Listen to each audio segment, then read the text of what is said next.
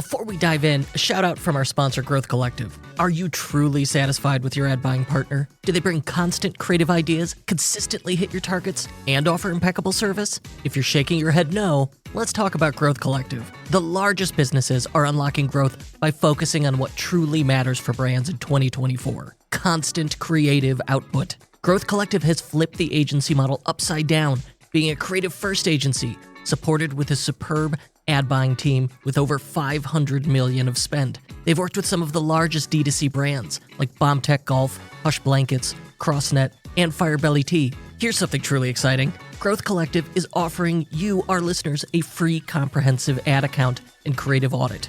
Discover hidden trends within your account, pinpoint untapped audience segments, and unlock creative possibilities to turbocharge your customer acquisition efforts. Ready to implement a strategy that supercharges your brand's growth? Visit wearegrowth.co and mention the unofficial Shopify podcast. Unlock your store's potential with a growth partner with a proven track record like Growth Collective. That's wearegrowth.co.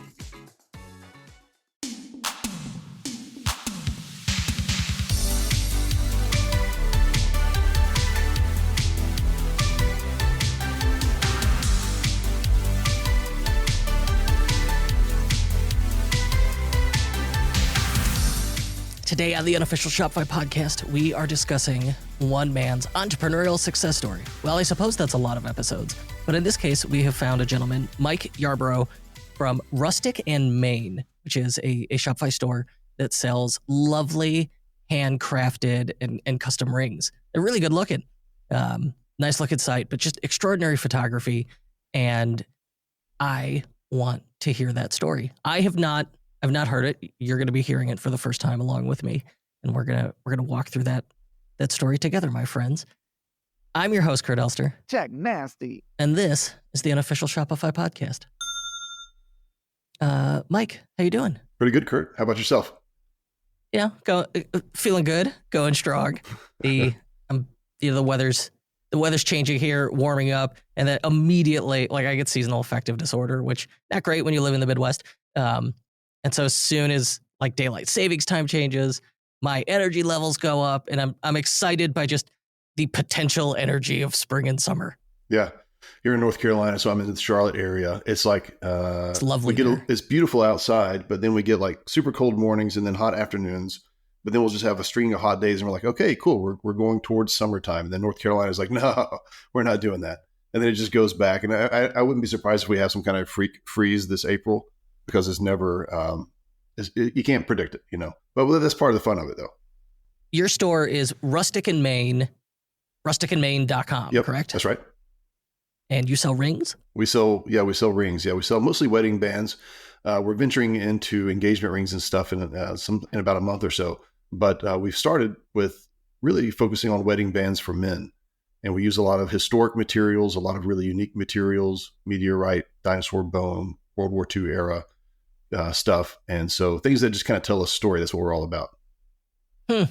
You sell many rings, and they're gold rings with inlays and just all kinds of interesting materials. What's your favorite? Oh, that's a good question. Oh man. There's a ring on our website called the Muir, named after John Muir. I think it's one of our most beautiful rings. It's not our best seller, but when I look at it, I'm just like, why is this thing not exploding? As the person behind it, you're like, oh wow, this is going to take off. And sometimes you have products like that, but that's one of my favorites actually. It's made with imperial diopside, so it's got this green sort of look to it. And then I forget what the center wood is on that, but it's just a fantastic looking ring. I'm like, every guy should own this. What's going on? But then we have some rings that are just like our classics that feature the USS North Carolina battleship teak. So actually I saw that on here. Yeah, actually World cool. War II era teak. So this is the teak that the sailors walked on, during all those wars and stuff like that. So just pretty awesome. Just, having a piece of history on your hand. The hammered finish stuff speaks to me. It's cool. I just like that rough look. Yep. Those do really well. Yeah. So are you making these in North Carolina? Yeah. Yep. Yeah. Everything's handmade. We have a little shop in Huntersville, North Carolina, which is not too far from where we live. And so everything began in my garage, but then now we've got a team that makes the rings. Yeah. So how long ago was that? How long have you been making rings? Yeah. So here's the story kind of goes a little bit like this. So 2015 or so, I was a software developer. That's my former job. And I was also doing a lot of blogging. So I started to get like carpal tunnel feelings in my hands. And apparently one of the symptoms of that is that your jewelry, like a regular gold ring, just starts to feel cold and heavy. So I stopped wearing it for about maybe 6 months. And then my wife was like, you need to get a ring on your finger. And I was like, yeah, I know. Like, I just don't know what to do. So I was also a woodworker, did a lot of tinkering and just basically drilled a hole in a piece of wood, shaped it out into a ring, and then made my first one. That day, somebody was asking me about it and asked me to make one for them, wanted to pay for it. And so the entrepreneurial wheels started to turn. So that was 2015. About a year from then, we actually launched April 2016. And so at that point, I'm getting up at like 4:30 in the morning, making a few rings here and there, listing them on Etsy, trying to get my Shopify store up. And but then by that November 2016, we had more orders coming in than I could make myself. And so we had to begin bringing people in to help do the work. Okay, so we've been at this not quite 10 years. Not quite 10 years. Yeah, it's a little over 7 years now. Yeah. And the initial idea, it always starts with a personal pain or problem. It's just fascinating that these stories always follow that path. But you need a ring. You need a different ring, a lighter, different, more comfortable ring because of, a professional hazard, as funny as it is for developers, carpal tunnel syndrome. And so you switch to this wood ring because you have the skill, you're a woodworker. You're like, why not me? I could do this. I'm a craftsperson. I like to fiddle. And immediately you got people going, well, that's cool. I want one. A year later, you're running an Etsy store, spinning up a Shopify store and trying to get this thing off the ground. Yeah, exactly. I mean, kind of one of the other clues that this might be something was I did one of the blogs that I had was I just wrote a little article about how to make a wooden wedding band. And that wasn't really the focus of the overall blog, but that particular article just became the number one thing, the number one article on the website. And it quickly became Google's, like if you search for how to make a wood wedding band, that was like the top listed article. And so it was getting a lot of traffic. And I just thought, okay, everything is pointing to this. This is a thing. This could be a thing. And so I thought, well, what if we made it out of like really cool stuff, like not just wood, but like wood that had a story or a history to it. That would make it a lot more sense, and it would be something guys would actually want to wear. And so with that sort of concept in mind, yeah, my wife and I just decided, hey, let's just kick it off and see what happens. Yes, with the idea that it could become a big business, but really just sort of an exploratory thing at first. But then as the orders started to come in, it was pretty clear like this is going somewhere. And so what's interesting about this one as a business, with a ring, material cost is low because the item is very small. Yeah. Labor cost, it's you know how to do it, right? Which then it's like, okay, the trouble then is scaling. How does that work? But the initial, like, we could try this and go, the capital outlay is low. And especially there's not a retail location. You're going to do this I assume this is out of your garage. It's out of my garage. Yeah. And then we could sell it on, a marketplace while simultaneously building an audience and brand. And you'd been blogging. Was that audience valuable in any way? That's a good question. I think maybe just the traffic to that particular blog lended some traffic to the website eventually, because I updated that blog to say, hey, we've got a Shopify store. We're official now. Go check out what we're doing. And so that did help probably get some organic traffic, but I don't think that was I wouldn't say that like I had to have that or it wouldn't have worked type of thing. But sure, I mean, anything you can do, to help initially is great. But really, I mean, like if you think about it, we're selling wedding bands. Most of your friends are probably already married, or they're not in the season where like they're ready to buy a wedding band. So and most of my audience for the blog not in that same season of life either. So we really had to start with just like, how do we find people that want to get married and direct them to the website? And so that's my question of how do you get that initial audience, that those first 100 orders? Yeah. Where do they come from? Yeah. Yeah. So, I mean, on Etsy, when we started that, people are, that they're searching for it. So they're finding it themselves. But we quickly realized Etsy, it doesn't really provide the experience. It doesn't give them the brand experience that we want to give the customers. And we also can't really track them, convert them, as from a lead to a customer. There's none of that kind of stuff, right? So once the Shopify store really kind of got started in earnest, which was very early on, it was still 2016. We really started directing customers there, and we started with Facebook ads, just really simple ads. And I don't know if it's the same on Facebook now, But back then, you used to be able to say like target people who are engaged and are within this age range, right? You could literally just say like they're engaged, and there are a couple of issues with that now, and that one of those issues is that the younger audience that was there 7 years ago, they're not really active on Facebook anymore. So more of them are on Instagram, which doesn't have the exact same kind of information. But that's how we started, just simple ads, and we just saw when people realized, sort of like the light bulb moment, when they would come to the website and realize that we made these really unique rings, they were like, oh, this is awesome. And typically the guy would go from like, I guess I got to get a wedding band, to actually excited about getting something, because he's like, oh, I can put whiskey barrel in it. I can put elk antler in it. Like, this is awesome. And we just love seeing that sort of that moment when they realize they can get something they actually are interested in. Yeah, I think likely for a lot of men, they've never worn rings before, or they've never worn, at least something better than a costume ring that you're going to be. And with a wedding ring, a wedding band, higher stakes, because you're potentially wearing this for decades. Yeah, I don't know, your rings are beautiful, but part of that is the photography. How are we doing this? I see a Polaroid in the background. Do you or your wife or somebody have photography experience? Because these photos are quite extraordinary. Yeah, the photos are fantastic. So I started with me because that was a passion of mine, and I was actually getting started with photography through this business. But I discovered that I had a particular style that I wanted to do, and if you guys can't see the website because you're listening to the podcast, think sort of like we try to go for sort of like somewhere between 1920s and 1940s, 50s kind of style with some of the layout that we do on some of the photos, especially the military side of the men's rings. And so I kind of got a style down that I liked, but then we ended up hiring a photographer named Lindsay. She does a fantastic job. So most of the photos that you see on the website now are probably hers. And the stuff that you see popping up on Instagram, that's her as well. But once we kind of had that style, then the trick was finding a photographer that could sort of mimic that and then take it to that next level. And we really want to, a lot of the websites that you go to, they'll just have a plain white background for the product or a plain black background. And that's what Google recommends, but it's extremely boring, I think. Yeah, especially with a ring. With a ring, yeah. Like, what would this look like in the ideal setting that kind of complements the story of the ring itself? And so that's what we try to do. And I think people see that and they go, wow, this is cool. I like just the overall vibe that I'm getting from this. And I promised myself I wasn't going to use the word vibe in this podcast, but I did. I'm fine with vibe. I've accepted and adopted vibe. It's going. It's not going away. But they like it. So that's it's like you said, that initial just instinctive reaction of like, this is something beautiful and I want to be a part of this, draws them in. Yeah, I'm so over the photos on white.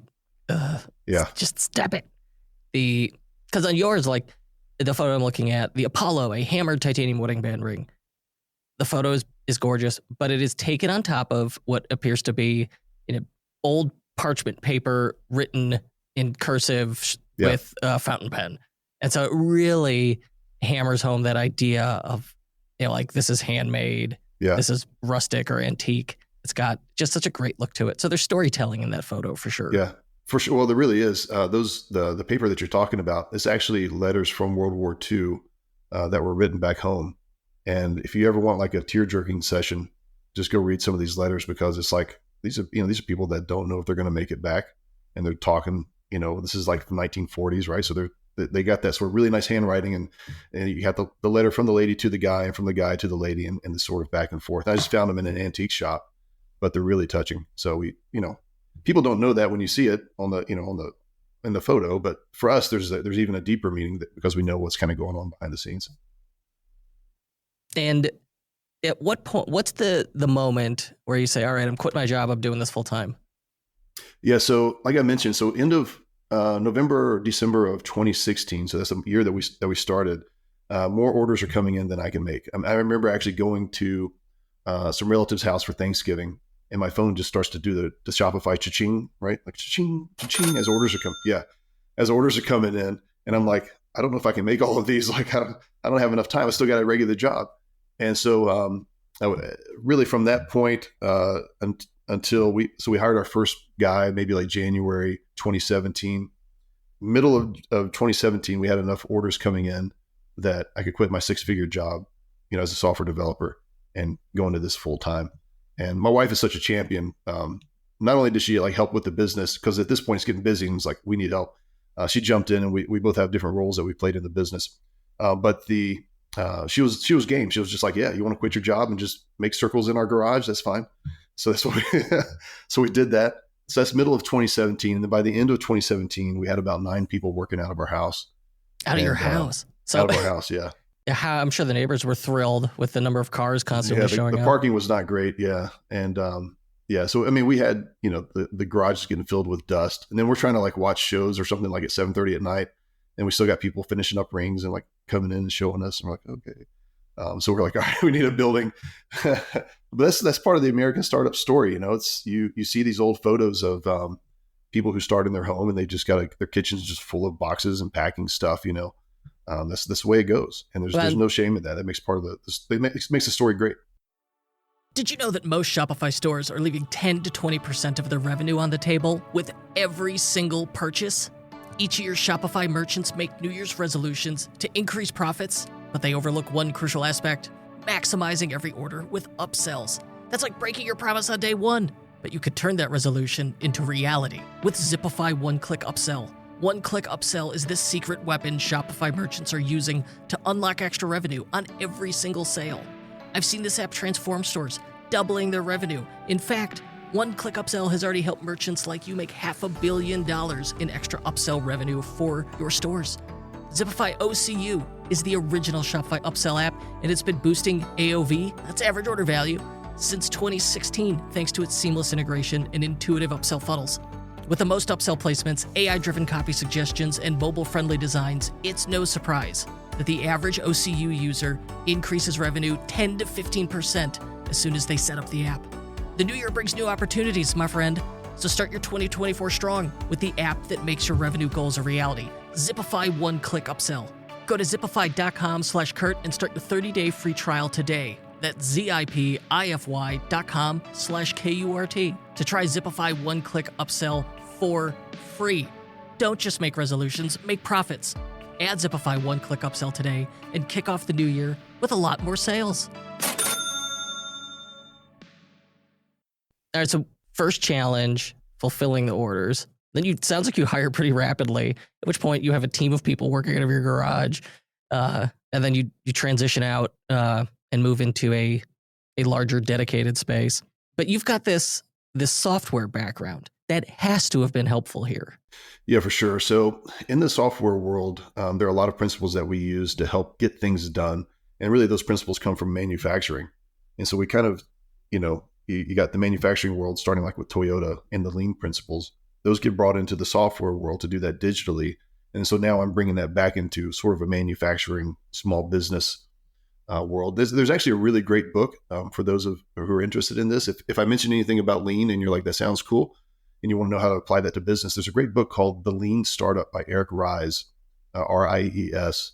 And he kind of takes some of these lean principles and uses those and says, like, here's how you could apply these to your business.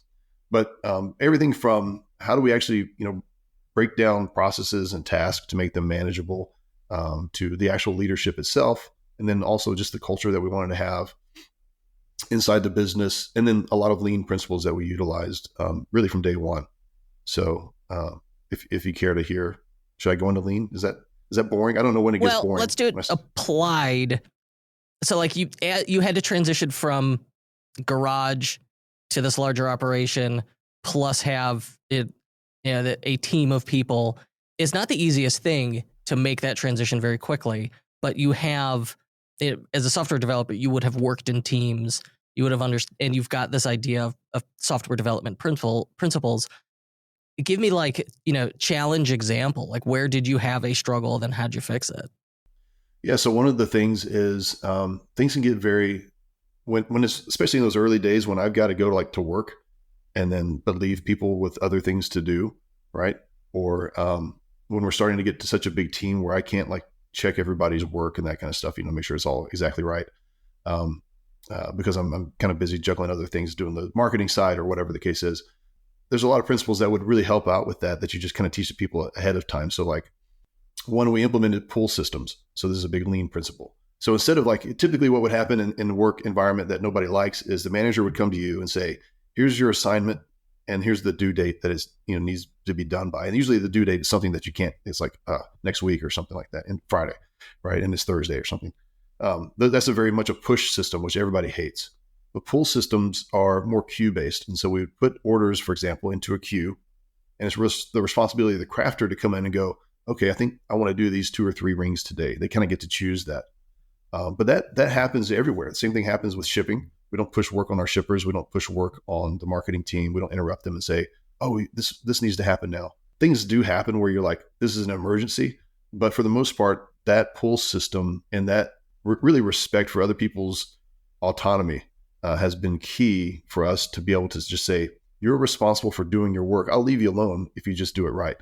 And when you start with that, you're not starting with micromanagement and all the kind of craziness that comes along with that. That's how entrepreneurs get burned out a lot of times, especially startups. They're just trying to manage too many things, and you've got to implement the system of just like empower your team to make their own decisions. I love this philosophy. This is so good. It's like, all right, here's the expectation. Here are the tools. We support you, and we trust you to get from A to B. You could figure out the rest on your own. Thinking about leadership, the disadvantage to micromanaging it is people will encounter a roadblock and they know they're not empowered with the autonomy to make the decision. So they go back to the manager or the boss or you. And I go, well, here's my issue. And then because you're a micromanager, you go, well, don't worry. I'll take care of it. I'll take care of it. I mean, just kiss of death right there. And you never stop doing it, right? That's Yeah. the thing. Now you own that task forever. If you're not micromanaging them and they come to you with a problem, they probably know the answer, but they're looking for permission. So if you go, well, what do you recommend? What do you recommend? So much more powerful than I'll take care of it. It could not have been all smooth sailing. What were some early challenges here? So when we first started, we hired a lot of people that were just good friends, good people. We happen to know just really cool people that are, have some talent and were willing to take a risk and come in and make rings and do crazy stuff like that. And when we began to implement processes, and it started to feel less like working out of Mike's garage, and it started to feel more like a business where there's expectations and you need to show up at a certain time, and there's certain output requirements. That definitely caused some challenges just personnel wise. And a lot of businesses experience this when they go from that startup phase to like, okay, we actually have to have real business structure and some HR things. Not everybody fits that mold. That's not what they were looking for. And they wanted it to just stay like the garage stays forever. So that's a challenge, right? Personally. And you got to make some tough decisions. Like I may be ruining a friendship now by having to have a conversation that tells somebody you can't stay here and be, stuck in the past type of thing. So those were challenges. We had a lot of financial challenges because we're growing so quickly. We've got money coming in, but we're also trying to hire leadership and put them in place to manage things, and with the expectation that we'll make more profit the next quarter or more profit the next year. And that didn't always happen, especially when 2020 hit. Weddings were crazy. Really, those probably about 3 years of just nuts, not really sure what to expect, and it was hard going. That's for sure.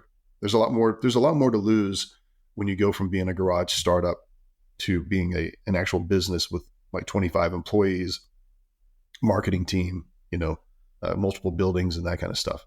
And there's a lot more at stake at that point.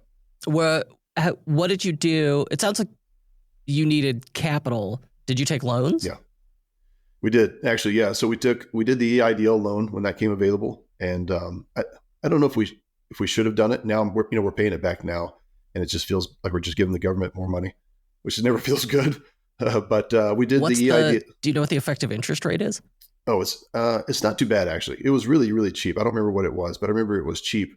But because of the amount of money that it is, here was the interesting thing that we didn't know early on was that when you take out the EIDL, they pretty much said we're going to defer payments back for like a year because everybody's like, they're assuming all the businesses are struggling and whatnot. Well, interest is actually starting from that point. So they're actually collecting interest on that loan that whole entire year. And then we were like, what? Like we didn't realize that was happening, but live and learn. But we had a loan there. We had a small loan with the bank as well. And we would try never to use that stuff for payroll, but that was usually for like, we want to do the next thing.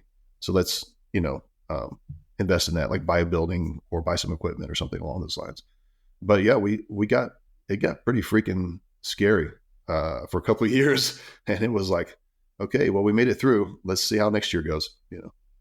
Yeah, I mean, trying to scale a new business that, your mortgage and family depends on, and then also doing that through COVID. You talked about how the pandemic affected your business. Just the uncertainty is really the big, scary, horrible thing. In retrospect, that seems silly, but at the time, you're like, who knows what's going to happen? Were there any? Do you recall any strategies you implemented to adapt during that time? So early on, so like when they made the call, I don't remember when it was in 2020, but they made a call for like businesses to basically shut down unless you were essential, right? Or basically send all of your employees home or something. They were like, just don't come in. Yeah, it's like So mid-March. yeah, and we didn't. I mean, at that time, we didn't know. We thought like this is like the next major plague and everybody's going to die. But I mean, it was bad, but it wasn't like what we all thought at the beginning. But we were like, we still have all these wedding rings to make. People are getting married. Like they still have, as far as we know, wedding plans. So we, like within a weekend, we basically just scattered all of our people home with their own set of tools and supplies and everything to continue making rings on their own. And then we just had like a central drop-off place to check all the, the rings, make sure they were good, ship them out, hand sanitizer, and, all that kind of stuff that you would expect back then. And so that was like, we got to keep going. We can't just stop. We can't just like say, well, we're going to close our doors for 6 months. That wasn't going to happen. And so, yeah, within a weekend, we just sort of put everybody back into their own. So now they're working in their garages or working out on their, their front porch or something like that, making rings. Yeah. Crazy. Did you end up bringing them back to the workshop? Oh yeah. Yeah, for sure. And there was actually some challenges from that because people got comfortable. Like I can go out here and make a ring for a little bit and then go inside and tend to the kids. It's kind of like working from home. Right. Right. And, but productivity suffered, craftsmanship quality kind of suffered. People would try to, work way late at night when they're not their freshest. And so we like had to rein that back in. But yeah, we definitely brought everybody back into the shop. Yeah, that's where we are now. And you've got, you address some interpersonal issues with having, initially hired friends, people you knew, but you also work in this business with your spouse. Yeah. Has that ever been challenging? Definitely challenging, but so we got married. We met at 16 in high school. We got married at 18. And so by the time we're starting this business, we've been married for, like almost 25 years or something. Right. And so we weren't in a great place, like marriage wise. We actually went through some things while we were business owners that helped us, become really, really great spouses. Now we do, our marriage is great, but early on, we're still trying to, even after all those years of marriage, we're still trying to figure each other out. And she has skills that I don't have. We're very different personality wise. I have skills that she doesn't have. But at the end of the day, we're both very creative. And so we would have a strong creative input on a project or what we should do next. And so that would cause some tension. But we would also find both of ourselves, especially her, more in non-creative roles that are kind of draining. So if you're naturally a creative and you get put into like doing finances or HR stuff, that could just exhaust you, right? And so trying to find ways to put other people in those places well, so we can stay focused on the creative stuff, marketing and new product creation, stuff like that was good. But yeah, definitely challenging. But one of the things that I found out just about our marriage that applies to business as well was that if you look at like whether it doesn't matter if it's like the Chinese, like a horse shouldn't marry a snake or whatever the things, or if you look at zodiac symbols, or if you look at like the personality types, like we should never get married. They would nobody would ever suggest this. Like if we were on Match.com, they'd be like, she goes in a different category, he goes over here, right? But then I found something that said, if these two people get married and they actually figure it out, they will actually become really, really awesome because they have to adapt to such a different personality in their life than what, how they see the world. And that's what we've done. And I have no doubt that those differences really helped our marriage, but also helped our business in a lot of ways that I couldn't have predicted. How do you maintain that open and honest communication? Oh, that's a good question. I think that this is just some good, tactics, asking questions instead of making statements. So instead of like, you did this and I didn't like it, asking questions, sort of like, you could even ask a question to give feedback. I have some thoughts to share. You cool with that right now? Right. right? You're just checking the timing of things.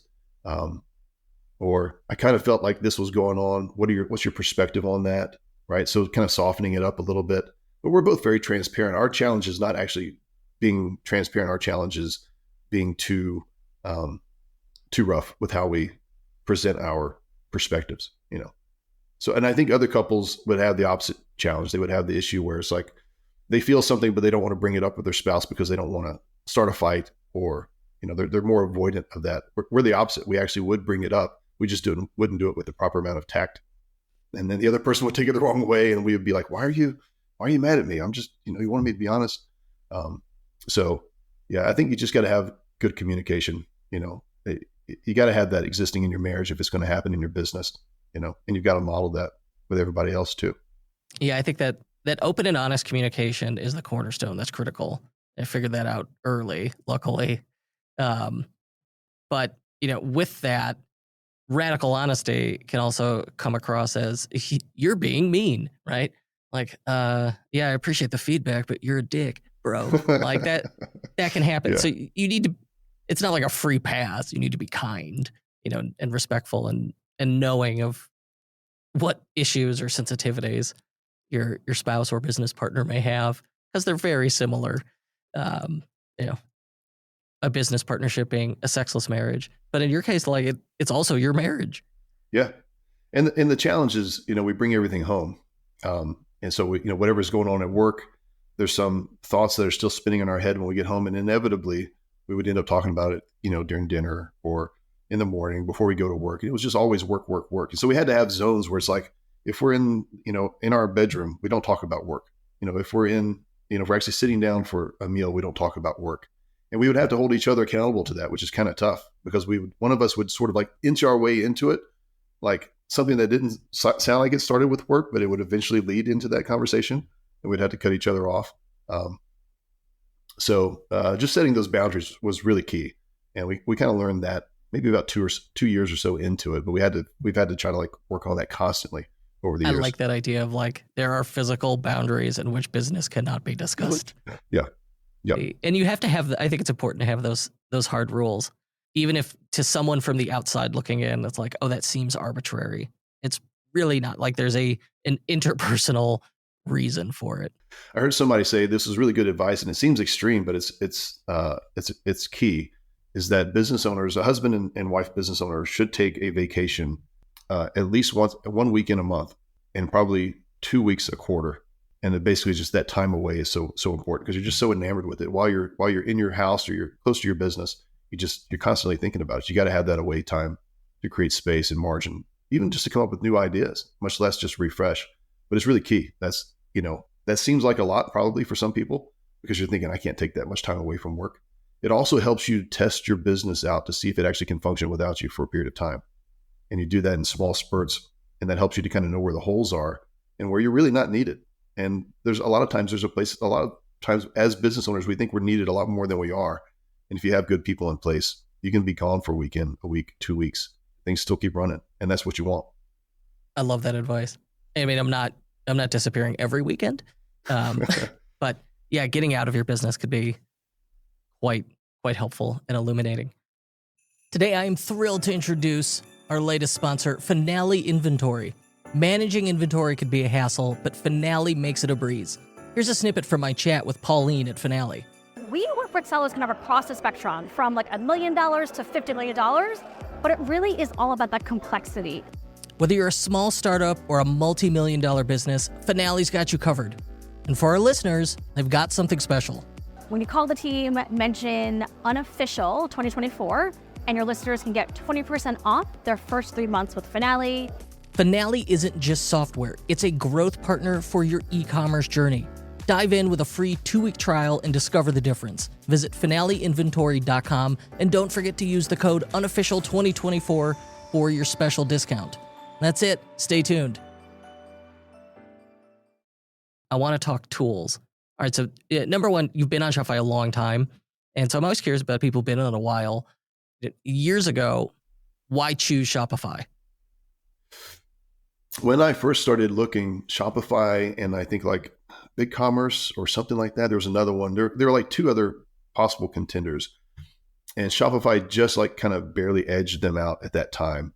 Remember this is like it's like 7, almost 8 years ago. So since then, it's like Shopify just keeps making awesome updates. And if you've ever used the system, it's like so simple. The integrations are great. The support is fantastic. So I got nothing but positive things to say about Shopify. This is after being on it for so many years. Usually I would have some negative things to say at this point. I'd be like, yeah, but they kind of suck at this or this or this. I really don't have anything negative. And some of that has to do with the fact that as a developer, I can fully take advantage of things that Shopify might not do in-house or natively, or there's not an app for that, really meets our needs. I can just kind of make that. So, but even that experience has been really good. So the ability to just extend it has been great. Flex some of those developer skills. Are we talking Zapier flows, Zaps, custom API? You're running your own like third-party app. What are we doing? Yeah, so we do a lot of stuff with Zapier. I'm never sure. I don't know either. I'm like, they're called Zaps, but Zapier, I don't know, like rapier, like a sword. Yeah, because it's written like rapier. So yeah, I'm like, I don't know. Zapier. Yeah, maybe. I don't know. I don't even know if they even say it. I need to watch some of their videos and be like, how do you guys pronounce it? They probably just avoid it altogether. Anyhow, but we use that. So like, let's say, for example, for us, an order comes in, somebody buys 2 rings in an order. We want an easy way to be able to track all the little details of that order. When are they getting married? What kind of size ring do they need? Have they even been sized yet? There's a whole process flow that we have to kind of track. We can't really do that in Shopify. It's like Shopify is good about getting the order, but at that point, it's like, you could print it out maybe, but it's not really in little details like you would want, even in the reports. So all of that stuff actually goes into Zapier just as just kind of gets shot over from Shopify. We've got some script that we run. And then that goes into Airtable with all of these little details. And then from there, we can print it out into like little stickies, kind of like, if you order a burger and fries or something at a restaurant, we just keep it simple. It's like, oh, here's what they want. Oh, they don't want tomato on this one. Okay. Right. And then the crafter can go and grab that and know exactly what to make. But then we've got all that data as well that tells us here's where they are in the flow. Here's where they are in the process. And then there's a lot of triggers that we do just for customer experience. So like if I'm a crafter, and I go and I say, I'm going to make your order. I'm going to make Kurt's ring today. I mark that in Airtable. You're going to get an email with my picture and my bio that says, Mike just started working on your ring. And so like, there's that, that little, that connection, right? You're going to learn a little bit about me and you just put a face to the person who's actually doing the work. But we automate all of that stuff. And so, Shopify is fantastic at that, but it does take custom development, but it's not ultra difficult. I'm looking at a ring now, and it's got custom options. So it's like, what inlay metal, what offset metals you want. Do you want to add engraving? And so they place the order. I assume that's written into line item properties on the order. Zapier then is able to parse that and post it into Airtable, which is fancy spreadsheets. And then from Airtable, you essentially make a pick ticket for it. Yeah. That's pretty cool. You said that so much more eloquently than I could. Now, how do you deal with the nightmare of ring sizing? I wear a ring that fits, but off the top of my head, there's no way I know my ring size. Here's the craziest thing. Like you would think that there are universal, like here's what a size 9 ring should be. Like the inside of it should be like, so many millimeters. But when you go to a jeweler, there's not really like a guaranteed, like we all use the exact same sizing kit for everybody across the board. So you might go to a jeweler, get size, and it's wrong compared to like how we size things. Or if I go to a different jeweler, right? There's also stuff like that's a nightmare. Like some guy will get sized 3 months before his wedding, and then he drops all this weight for the wedding, and then now the ring doesn't fit, and it falls off when he goes on the honeymoon in the ocean or something like that, right? So there's some of those things that happen. What we found that works the best is we actually have custom ring sizers that we create. They're 3D printed just for us, and we just send those out to customers. So like you said, most guys don't even know what size. They don't even know what ring to, what hand to put the ring on, right? They're like, I don't know. Yeah. So they have to figure all that stuff out. So we just send them a sizing kit and say, hey, you try this on. If it fits, great. That's the size that you are. We'll guarantee it. And so if in the rare case, it's very rare now, somebody gets sized with one of our sizers and something happens, it doesn't fit, we just say, hey, we'll take care of you. We'll fix that for you. Make a new ring or resize it if we can. So yeah, there's a thing on here. It's like ring size and width. Yeah. And the default option is I have not used your ring sizer. Yeah. And then when I do that, it's like, all right, well, what's your hand size? Small, medium, large? Yeah. I don't know, medium. Yeah, right. That's usually most guys are like, well, I don't know. We'll go in the middle. Yeah. I mean, I wear them in mechanics gloves. I wear a size medium. So I know I'm going to go by that. And then so once I add it to cart, you just mail me the ring sizer and then follow up on like, hey, what's your size? Yep. So what happens is you'll get an automated email that says, hey, we shipped you a sizer. Once you've tried it on for 48 hours, click this link and just update your size. You just do it yourself. So you can choose. You might even decide then, like, I don't really want an 8mm wide ring because that's a little bit too wide for me. Maybe I want a 7 or a 6. And you can make those choices then and just update it. And I'm attempting this now. So I've like set my date needed. This ring is not for a special event. Add to cart. Oh yeah, it's line item properties. Yeah. So what you're seeing there on the page where it's like Shopify gives you those variants, like, what kind of gold do you want, or what kind of, some of those things we can add in. That's just part of Shopify. But all those little details like what's your event date, what's your hand size, all that kind of stuff. We had to do that sort of. Shopify allows us to do that, which is nice, but we had to kind of add that stuff in to make it, specific for us. And because we have so much customization that we do. All right, I'm about to make you thousands of dollars. Oh, sweet. I like this. I hit add to cart, and then it opened a drawer cart. I went to checkout. No one ever styled the checkout. I swear this is in at least half of stores, regardless of size. It's just a plain old regular checkout? Yeah, it's just plain text, Rustic Main. No logo. Oh, there's no fonts logo. Don't match. Okay. Colors aren't set. Go. That's on me. I will do that. I feel like it's the majority of folks. The poor checkout always. All right, so this will be interesting. So I'll make this change. I'll super style it so it looks like ultra branded, right? And then if we get a bump, I'll shoot you like some kind of, I don't know. I'll do a shout out for you of some kind to say, hey, this actually helped conversions considerably. I'll let you know. I appreciate it. And I see you've got like a wish list app going on here. All right, favorite app. What do you got? Oh, favorite app. That's good. Honestly, something really simple like a bulk price updater is key for us because gold prices change. If we're buying, gold, and I think it's gone up like 15% in about last year. So if we're like, okay, we need to increase the prices on all of our rings, that's a kind of a pain in the butt process, to be honest. That's one of the things actually I wish Shopify did differently, because you have to say, if my base price of the ring increases, then all of my variants also have to increase by that same amount, right? And you can't just say like, update the base price and then it all just magically happens.